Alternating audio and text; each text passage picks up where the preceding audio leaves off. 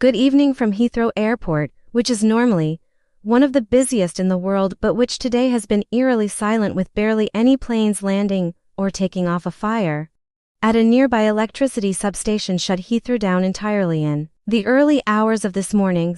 Some flights have resumed this evening and Heathrow says that there'll be a full operation tomorrow. The government says it's temporarily lifting restrictions on overnight flights, but the day has been chaotic with around 200,000 passengers across the world having their journeys affected and 1,300 flights cancelled and diverted. The Metropolitan Police, who are investigating the fire, say that their initial assessment is that it isn't suspicious, but their inquiry is still in its early stages. Daniel Sandford has the first of our reports tonight as night fell, the first sign that Heathrow Airport was getting back to normal after a dreadful day.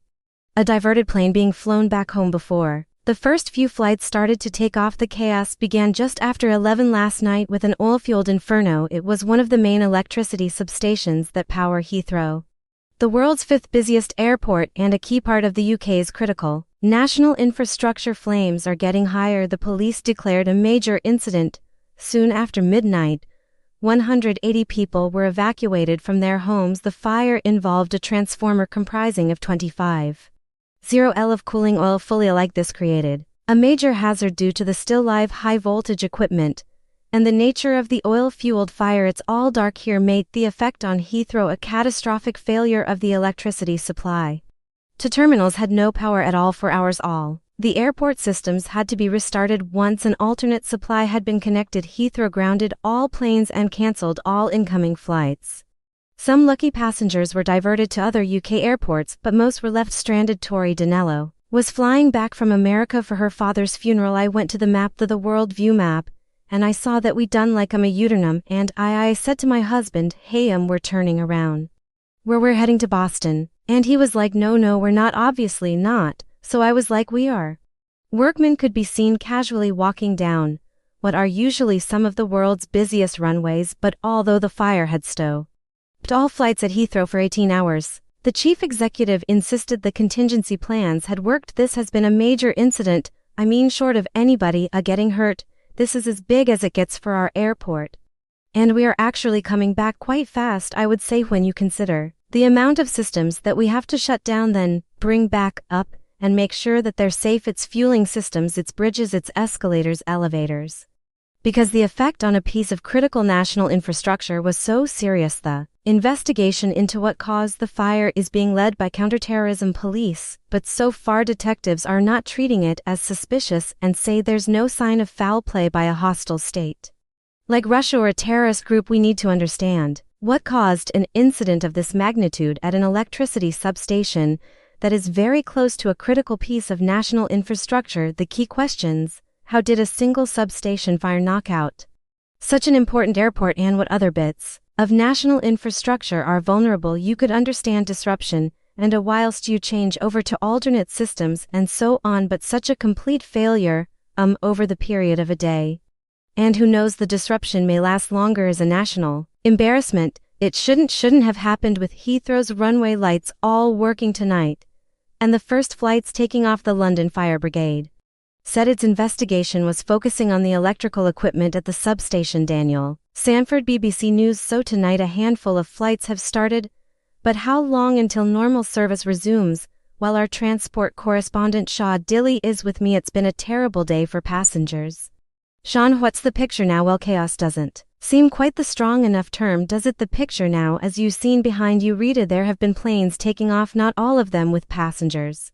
858, the first passenger service to Saudi Arabia, had taken off. Many of the flights behind us are relocating because part of the nightmare for airport managers and indeed passengers is that flights are in the wrong place. Aircraft are not where they're supposed to be to take off. So if you picture a carefully choreographed flight plan, all ripped up, and they're having to work either on contingency planning or improvised solutions to get the aircraft where they're supposed to be, but it is good news for passengers. Heathrow hopes to resume a normal service tomorrow. Most Virgin flights, for example, expected to run, but here's the advice tomorrow before you set off to Heathrow or indeed any airport. It's good advice anyway, right? Is check with your airline to see that you should proceed to the airport. Sean, thank you very much. Sean Dilley there. Well, some flights which were in the air as Heathrow shut down, were diverted to other UK airports, and others were turned back to their destinations. As the day progressed, many more passengers all around the world found themselves stranded, their flights to Heathrow cancelled or new tickets for their destinations unavailable. Marc Ashdown reports, now on a day of chaos for passengers around the world, departures boards flashed up as one, no flights whatsoever in or out of Heathrow Airport. Lucy was mid-flight heading to London from Delhi when her screen displayed a new destination. They were going back to Delhi. We would have to sit on the tarmac for about 90 minutes, and it's just starting to be chaos from dawn. People still arrived at Heathrow, only to find it dark and deserted. Hundreds of flights due to arrive had to be turned back. Work colleagues Andrew and Will left New York only to find themselves 16 hours later via a pit stop to refuel in Canada, back where they started. We awoke to a picture on our phone of the plane doing a U-turn. At this point we were 4.5 hours in flight, so right over the top of the Atlantic, so we were quite shocked when we woke up and saw it was heading back in this direction. So it was like we're getting hijacked here, or what's going on. So it's not ideal, but sort of. Can my lucky stars, that wasn't the situation. Anna was up at 3 o'clock a.m. to head out to New York for a joint birthday anniversary trip, but her flight was cancelled. I've kind of cried all my tears now, which is really sad, but I've made peace with it. Sometimes things just don't go your way, and today was just one of those events. Many flights had to be diverted to any airport in Europe, with spacier passengers flying to London from Cape Town instead found themselves disembarking in Barcelona. Shy Rendra filmed the queue while awaiting information. Everyone's a bit tired, everyone's a bit cranky. There was no guidance as to where to go to get actual new hotel and flights. A lucky few made it to a UK airport. Those least inconvenience landed at London Gatwick. Even then it wasn't always a smooth arrival. Well, apart from waiting for your bags for 1.5 hours and not even getting a voucher for a cup of tea, that was a bit annoying. But everybody going on to Ireland and other connecting flights is having a nightmare. A few actually ended up closer to home, like Claire, diverted from Heathrow to Glasgow. I was meant to fly to Newcastle tonight, so actually it's great for me, so I'm closer to home. My husband is on his way, so everything's fine, but for hundreds of thousands of passengers this travel misery looks set to continue. Marc Ashdown, BBC News. Well, as you've just heard, today's shutdown has inevitably had an impact across the world. Nick Beake from BBC Verify reports now on how the emergency unfolded. Europe's busiest airport being taken out of action sparked a big global impact, but let's zone in on where and when this all started. This is the North Hyde electrical substation, which powers Heathrow Airport about 1.5 miles away. This is moments after the fire starts. We verified that this video was filmed at 11:36 last night. Locals say that minutes later there is a second blast. And then come tweets about the power being out, including from someone staying at a hotel next to the airport. London's Metropolitan Police declares a major incident, and straight after this is now 1:44 in the morning. A message is sent out to all pilots that Heathrow has been shut.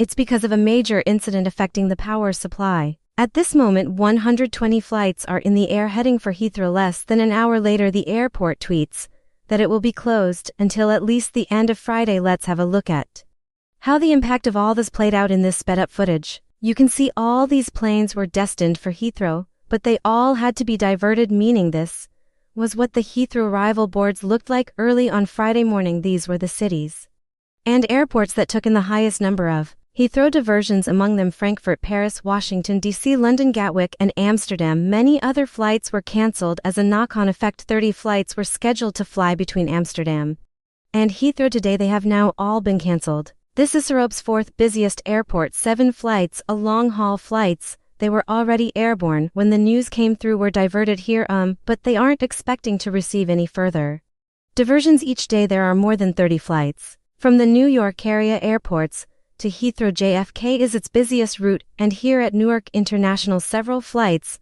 that took off last night were diverted to Ireland and Scotland. One had to turn back halfway across the Atlantic. Those passengers still stranded are frustrated and exhausted. Some, though, have been able to find alternate routes. All this global disruption from one fire in West London. Look, these were Heathrow flights at midday last Friday, and this was midday today. Passengers still face days of disruption. Nick Beake, BBC News. Well, the cost of today's disruption is expected to run into millions of pounds. So what happens to those whose travel plans have been disrupted by Heathrow's shutdown, either directly or in the disruption expected in the days to come. Emma Simpson has more details. Emma thanks Reeta. Well, the rules around all this can be complicated. Firstly, what to do. If you're stranded, most people affected will have tickets with a British or EU airline. This means you'll be able to get a refund for all or the parts of your ticket you haven't used, but be aware if you do this, the airline has no further duty of care to you. You're on your own. If you still want to travel, then your airline must offer you the choice of a replacement flight as soon as possible. Even with rival carriers, there may not be the same obligations, though if your flight was coming to Heathrow with a non-UK or non-EU airline, you could find yourself dependent on their terms and conditions. Knowing your rights is one thing, the reality is another. People will be facing an almighty scramble for seats. It's going to be very difficult to speak to anybody from the airline. You have a legal right that the airline must get you home, must get you to your destination, but in practice that can be really hard to enforce. Now, what you can do if you're desperate is book your own flight home.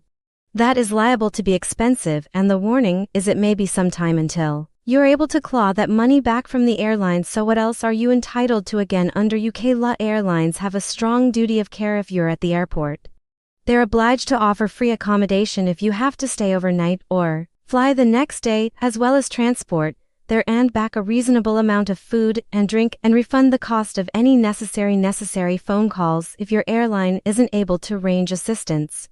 You have the right to organize this yourself and claim back the cost. The industry regulator advises people not to spend more than is necessary and keep all the receipts. What about compensation?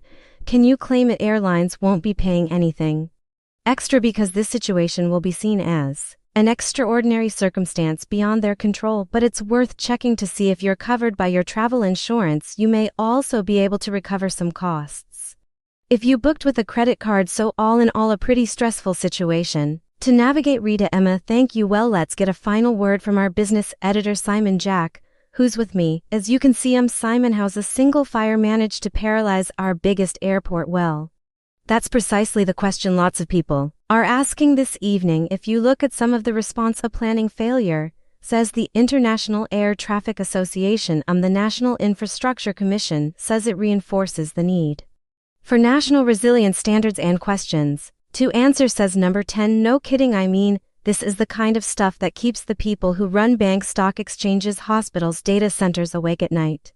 And what are the resilience plans? Now, usually there is a disaster recovery, a business recovery plan, but that costs money, and Heathrow is a privately owned company, so it's that kind of cost-benefit of analysis. How much money do you put into something that might happen once in a blue moon? And by the way, this is vanishingly rare, something like this happening. How much money do you put into that? But that kind of cost-benefit analysis, I say, are exactly the kind of conversations that will go on long after the travelers today will hopefully help safely get where they're going. Those conversations will continue, and we can hear a plane in the sky right now, can't we? So things are starting up again. Indeed, Simon, thank you very